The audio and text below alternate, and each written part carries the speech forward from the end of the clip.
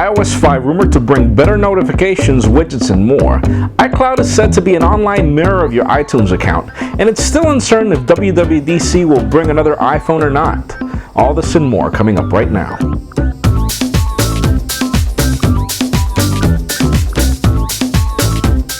Hello everybody, I'm Jaime Rivera and welcome to the Pocketnow iReview, the show where we go through all this week's cool and the not so cool inside the world of Apple's iOS devices. Let's start this week off with the cool.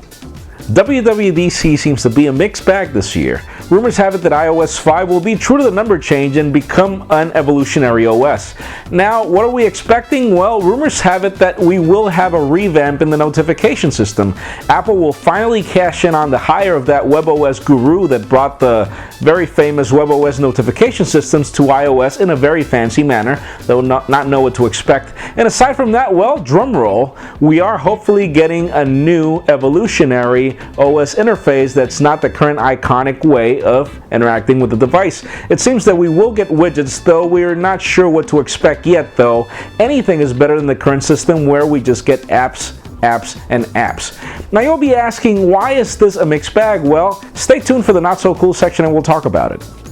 Now, iCloud is rumored to be released in WWDC, and Bloomberg brings a lot of better rumors than what we had before. It seems that iCloud will be a mirror, an online mirror of what you have on your iTunes account. So this means that Apple will pretty much copy absolutely everything you have on your library, whether legal, purchased or not, and you will have it on the cloud. Now, what's interesting here and much better than what we thought in the past was the fact that if Apple ever detects that you have a song that is not the same quality as what they offer, it seems that iCloud will replace it for the much better quality song. Now, rumors are that it won't be free, that it will be bundled to the whole Mobile Me $99 a year service, though anything could happen. Now, what's really cool here is that, well, not everybody's gotten their MP3s legally, so it seems that record labels are going to be using that $99 money spectrum to pretty much cash in on whatever they haven't made in the market. And it seems that's what Apple's been using to get record labels to sign. So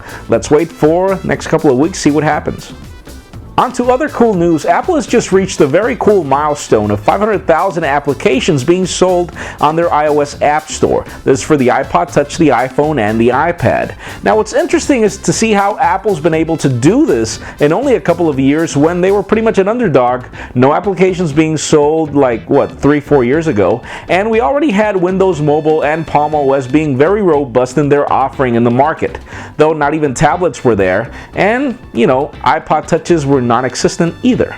But, well, it's really cool to see how a very good and well thought out distribution center can be such a success story in comparison to every other market out there that hasn't really been as successful. Really cool.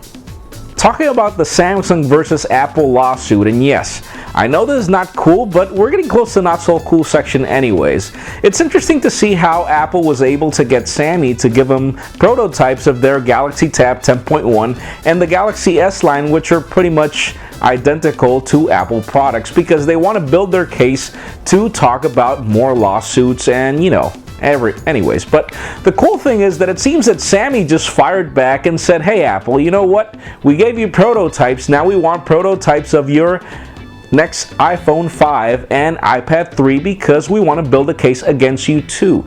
Rumors have it that Apple's working on bringing the same curved glass design that we see on the Nexus S coming to the next generation iPhone. Not sure what to make of that, but it seems that Samsung's making a case on that. Now, why is this cool? Well, because this could probably pressure Apple to bring the next generation iPhone to be released on WWDC. Though, anything could happen.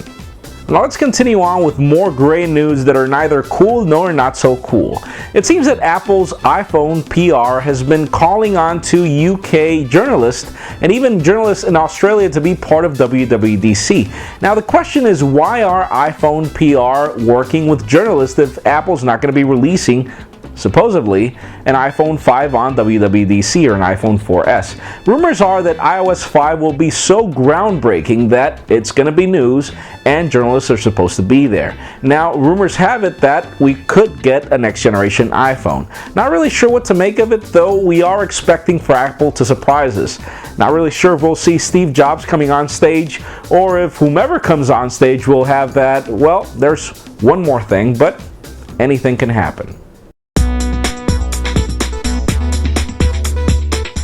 Well, that does it for the cool. Let's continue on with the not so cool. These are not really good news for iPhone 3GS owners, as rumors have it that the next generation OS will not work on the iPhone 3GS. Not really sure what to make of it. This is only an educated guess. We're not sure if it's not going to work completely, if it's not going to be upgradable, or if simply you're only going to get part of the update. Now, out of the iPhone 3G experience with iOS 4, things were not really that good. I mean, the hardware was not really good at pushing the OS. And well, we currently have the issue with the iPhone 3GS that it's not getting every update that the iOS 4.3 is offering to the iPhone 4. So, not really sure if it's going to be even smart to upgrade. Now, it's really sad to see that a lot of people currently still have a year to start their new contracts. So they're pretty much missing out on a lot of stuff, but that's Apple, sadly. And well, Google released their Google Wallet services to the world this week. Kind of cool if you own a Nexus S on Sprint. All you have to do is tap your phone on a device on certain retail stores like Macy's, for example, and you'll get billed. That's pretty much it. What's not so cool is that it seems that Apple's not even considering supporting that for the next generation iPhone, and it's not even considering supporting it on the future device that'll probably come next year because NFC is not really that big yet. Not really sure what to expect on Apple, but hey, if it's not going to be released now, it's going to definitely be pulled back later, and Apple's going to be pretty much left behind when things are changing. And yeah, I'd love to leave my wallet at home sometimes. It's pretty bulky. That's it for today's show. Thank you very much for watching. I'm Jaime Rivera. Remember to give us a thumbs up if you like what you saw. That's it for now.